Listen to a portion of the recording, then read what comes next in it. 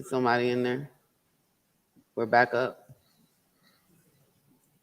Okay. Um, Attorney Williams.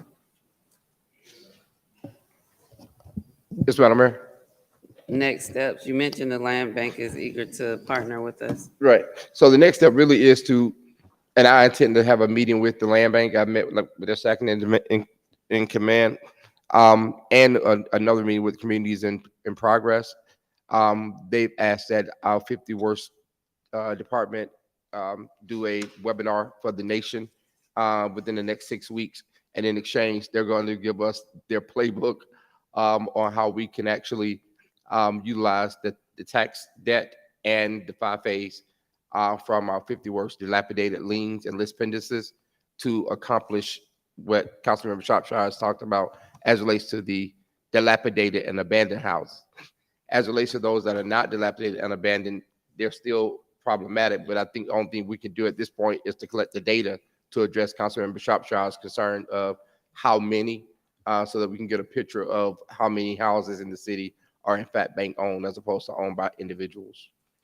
So would you be able to have an update at the December 11th work session or the January 8th?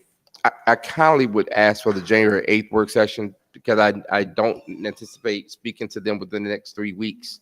And we're at the holidays, so I want to be able to get, Okay. I want to make sure I'm going in the right direction if I can get some feedback on that piece. All right, January 8th work session.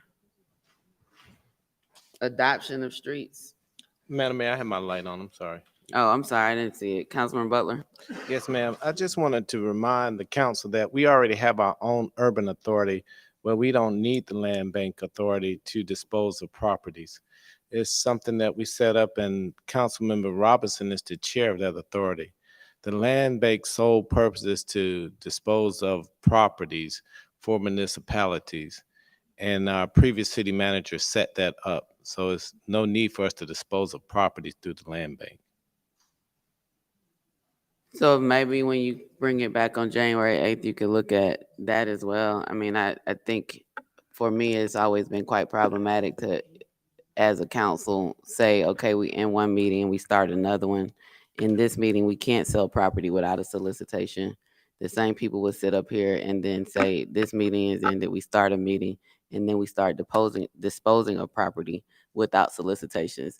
That just feels like a sticky widget. I'm not saying that it's not permitted under the Urban Redevelopment Authority or Urban Redevelopment Agency powers, but I think we should consider what